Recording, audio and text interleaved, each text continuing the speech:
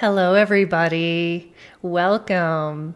The question that I have for you today that I want you to think about as we go through today's topic is, have you ever wondered how a font may impact the perception of your brand?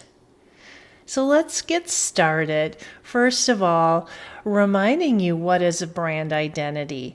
So a brand identity really is your face to the world, what that look and feel is regarding how consumers think of your brand. It's looking at the visual interpretation of the values that your brand brings to life, and it evokes an emotional appeal that helps us remember your brand or give us a particular feeling about it. It's far more than just a trademark, a logo, or a promotion. So the entire brand identity that you pull together for your brand is really critical in being able to express what you want that brand perception to be in the marketplace. Our topic for today is typography or fonts.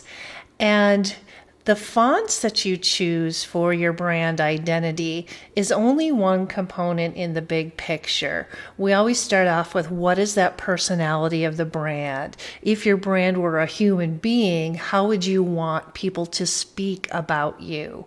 We're also going to look at colors and imagery and your logo. But within that embedded is your typography or your font, which we're going to focus on right now. No matter what you do with typography or no matter what font that you select for your brand, it has an impact and it tells a story. And we call that story a visual rhetoric. And the reason that it tells a story is that we as consumers and we as people, we have experiences that we go through in life. And anytime that you can capture some sort of image around that particular image gives us a sense of an impression or an emotion. And typefaces are used as artifacts to help people understand the personality of your brand, but it also helps to retain it in your semantic memory. So why is this? There's some theories in consumer behavior, and one of them from Alan Pavio is the picture superiority effect. And this is a concept where dual coding theory is based on a picture or some image that you have in your mind. And the theory is that what he's claiming is that pictures have advantages over words. And if you can combine the two, the retrieval of that memory, whether it's a logo or a piece of promotion or a typography, is coded more easily and retrieved more easily. So think of typography or a font as a picture that's going to be cemented in your memory. So there are several different types of fonts that are typically used in developing a brand identity. The four major fonts are serif, sans serif, script, and decorative. Now, a serif font is your traditional Times New Roman looking font, and how you can identify a serif font is that it has a tail on the end of it. A sans serif is just basically no tail. And sans serifs are really great for headlines, blogs, websites. It's less traditional looking than your serif font. A script font is just that. It's a cursive, classic type of font that would look as if you're writing or scribing something. And then your decorative, or sometimes called display fonts, are custom fonts built specifically for that brand. They're really great for headlines. They're great to pop. They're not so great in terms of using in terms of body copy or imagery that would live on a website or something printed. So these are the types of fonts. So let's talk a little bit about each one of them. A serif font is really historical and traditional in nature. nature. You will see like historic type or heritage type fonts. It often evokes intellect, like university fonts, trustworthy, formal, dependable. So you're going to see a lot of banks and colleges, universities, law firms, news channels using these types of fonts. So as you can see in my display here, that Wikipedia, Tiffany, Dior, some of a Rolex, some of the more luxury brands often use a serif font because it has that traditional, very cultured look to it. Now the second font, or a slab font, slab serif it's often called, is very strong and powerful and masculine. Again, a little bit traditional, but bolder. You'll see a lot of electronics companies, manufacturers, car companies that will want to express power and masculinity in terms of that. So if you look at the slab serif here, you can see that it's a little bit more bold. It still has that tail on it, but it has more of a kind of an old-fashioned sort of masculine, almost Western look to it. Now, these sans serif fonts are more progressive, open, modern, friendly, something you're going to see that maybe has a brand who wants to break away from tradition or have more of a progressive personality. So in this case, you might see more open and friendly or innovative, technology focused, adventurous. Sometimes you'll see logistics companies, budget airlines, high street retailers like a Nike, an Apple, a Facebook, etc. So here we have three different examples of these sans serif fonts, Spotify, Meta, Netflix, all very modern, trying to break free of probably tradition or more of that, less of a formality type of look and feel. Script fonts are very traditional handwriting, often used in luxury brands. Their classic brands often have that script font. So Coca-Cola, one of the most iconic typefaces, is a script font. It can be a little bit more fun too if you want to do like a Reese's, where they're using that formality, but they're poking a little fun at it. Cartier, obviously a script font, very luxurious, very traditional. Ray-Ban, Budweiser. So you'll see the script used in a number of different applications, but again, it's more traditional.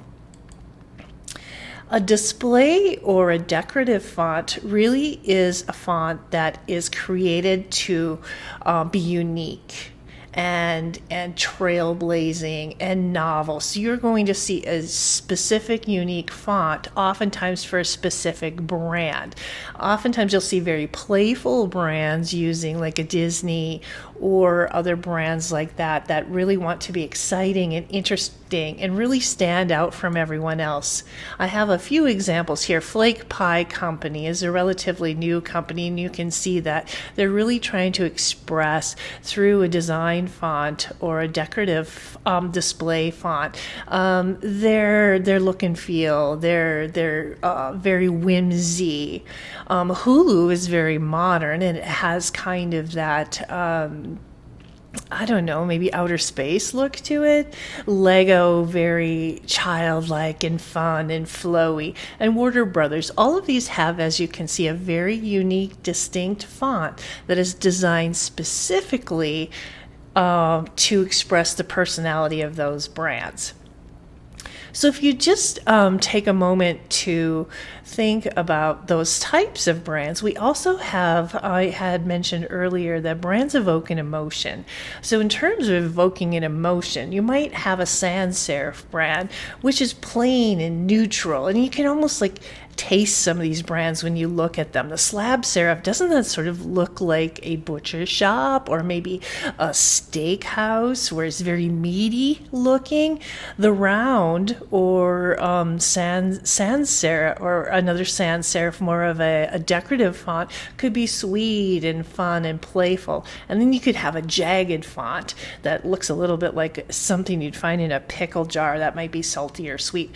So just looking at although they're words, they really do have an emotion based on the type of imagery these fonts are portraying. Now I wanted to show you, this is just a snapshot I took the other day off of Netflix, and the importance of fonts really show up, or typography, as you look at them embedded on these images. So these are, what's popping up in my profile or what's trending on Netflix for the day. But look at each one of these images and you can just tell, like, look at the rumble. That's very masculine. And you can make an inference about what the content of that movie is based on that typography. Stranger Things, a little bit traditional, yet does kind of, in all caps, have that very bold feeling. Whereas, let's see here, Steel Magnolias, very traditional serif font. And in Vegas Vacation, a decorative font. So as you look through layering images or fonts on top of images, these fonts really do give us an idea of what the content might be for each of these films. One of the ways for you to start thinking about the fonts that you want to have for your brand or your organization is to go back to the personality that you're trying to portray for your brand, the look and feel, the vibe, what you would want people to talk about you like if your brand was a person. So one way you can do this is to go to fontsgooglecom. I love this application because not only is it free, it has hundreds of different fonts. And what I love about this is you can play with the fonts and select both a primary and a secondary and see what that looks like, and really kind of look at the different applications of these fonts. And you can download it right to your computer and start using it for free today. You'll be able to see exactly what it looks like on the web. So I really do like fonts.google.com. There are hundreds of other font companies out there that you can use if you're looking for a decorative font or something a little bit more different. So when thinking about applying fonts, I want you to think about a primary logo that would be used for your headline, maybe for your logo, and a secondary font that could be used for body copy or expressing on print and on the web. Remember that each font you choose should be readable on the internet, and make sure that it's not so difficult to read, and that it has enough white space so that the reader doesn't get fatigued. But remember that be consistent with your fonts. Don't be flip-flopping and choosing different fonts and on different applications, because the font is a form of visual rhetoric. It tells a story about your brand, and it will help cement that brand into the mind of the buyer. So again, as I mentioned before, typography is part of the brand identity guide or a brand identity toolkit. And if you are in my class, you are going to select a primary and a secondary font that you'll use as part of your brand guide. Here are some examples of some brand guides, some that are absolutely from real world companies. This is something that every brand guide has. And then I also have a couple of the one here for my company, Toast OG, and then also a couple from some students who have done this exercise in the past. So to wrap it up, no matter what font you choose for your brand, it's important to remember that it should align to the personality of your brand that it represents. Because to answer the question I asked you in the beginning, what does a font have to do with the perception of your brand to a consumer? And what I will say is, regardless of the font you choose, there will be an association and an impression based on that visual rhetoric on your brand. So make sure you choose wisely and make sure it aligns to the values and the personality that you're trying to represent.